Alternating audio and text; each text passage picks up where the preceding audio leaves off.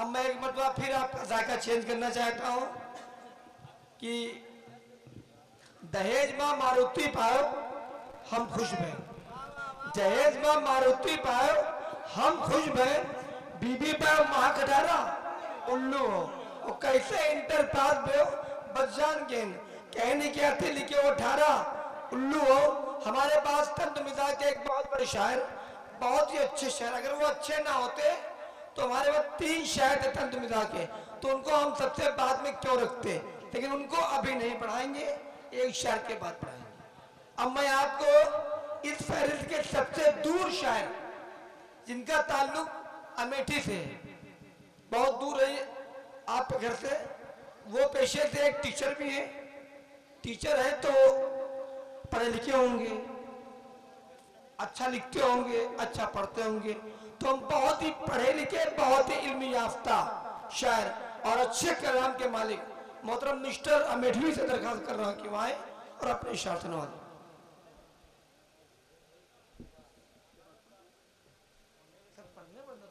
हाज़रीन महफिल अस्सलाम वालेकुम।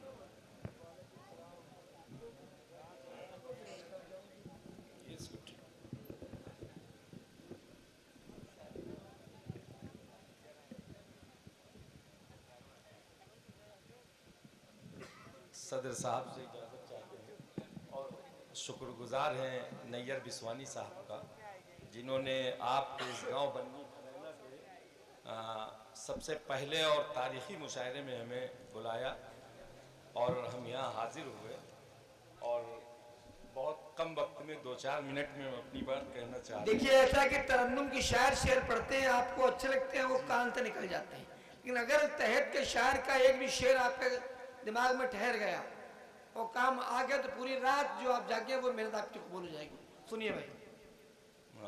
मतलब इस तरह से है जी कि जब जब तेरे बगैर निभाना पड़ा मुझे, वाह, जब जब जब तेरे बगैर निभाना पड़ा मुझे, निभाना पड़ा मुझे, जख्मों का दर्द दिल में बसाना पड़ा, वाह, जब जब तेरे बगैर निभाना पड़ा मुझे, जख्मों का दर्द दिल में बसाना पड़ा मुझे।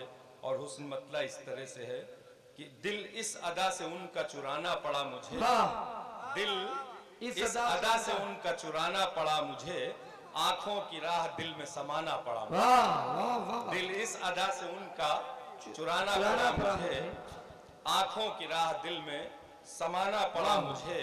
और शेर देखें जी, उस मालिके वजूद से क्या मुनहरिफ हुए, उस मालिके वजूद से क्या मुनहरिफ हुए, सर को कहां कहां न झुकाना, उस मालिके वजूद से क्या जुड़े रहेंगे तो कहीं सब झुके सर को कहां कहां न झुकाना पड़ा मुझे।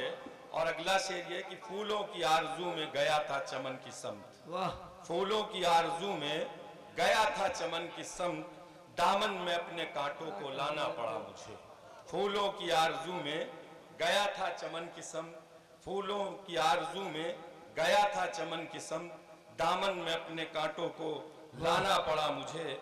वादे के बावजूद वो आए न जब यहाँ, वादे के बावजूद वो आए न जब यहाँ, पलकों को आंसुओं से सजाना पड़ा मुझे, उसके बगैर जीना भी जीना है क्या कोई, उसके बगैर जीना भी जीना है क्या कोई, फिर भी खुशी का रंग दिखाना पड़ा, उसके बगैर जीना भी जीना है क्या कोई, फिर भी खुशी का रंग दिखाना पड़ा मुझे।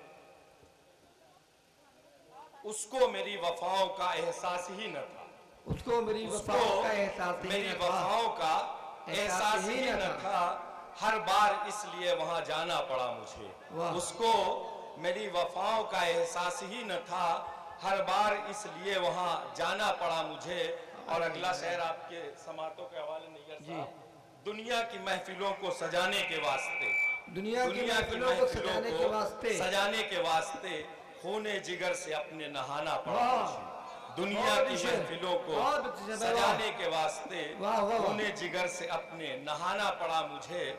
शैतान चाहता था करूं मैं गुनाह मगर, शैतान चाहता था करूं मैं गुनाह मगर, लाहौल पढ़ के उसको भगाना पड़ा, शैतान चाहता था करूं मैं गुनाह मगर, बहुत शुक्रिया। शैतान चाहता था करूं मैं गुनाह मगर वाह। लाहौल पढ़ के उसको भगाना पड़ा मुझे। पूछा वतन पे आप हुए हैं कभी शहीद, पूछा वतन पे आप हुए हैं कभी शहीद, फिर तो हजारों नाम गिनाना पड़ा मुझे। वाह पूछा वतन पे आप हुए हैं, पूछा वतन पे बहुत आप अच्छे शेर है भाई, वाह। हुए हैं कभी शहीद, पूछा वतन पे आप हुए हैं कभी शहीद, फिर तो हजारों नाम गिनाना पड़ा मुझे। और मक्ता समाज पढ़ने के बाद हम अपनी जगह ले लेंगे। मिस्टर मेरे खुलूस पे उंगली न उठ सके, मिस्टर मेरे खुलूस पे उंगली न उठ सके, दुश्मन को भी गले से लगाना पड़ा। वाह बहुत बढ़िया। मिस्टर मेरे खुलूस पे उंगली न उठ सके, दुश्मन को भी गले से लगाना पड़ा मुझे। बहुत शुक्रिया साहब। देखिए कोई अब न जाए, बस 3 शायर उसके बाद मोहतरमा सना। तो इससे पहले कि मैं दूसरे शायर को बुलाऊं,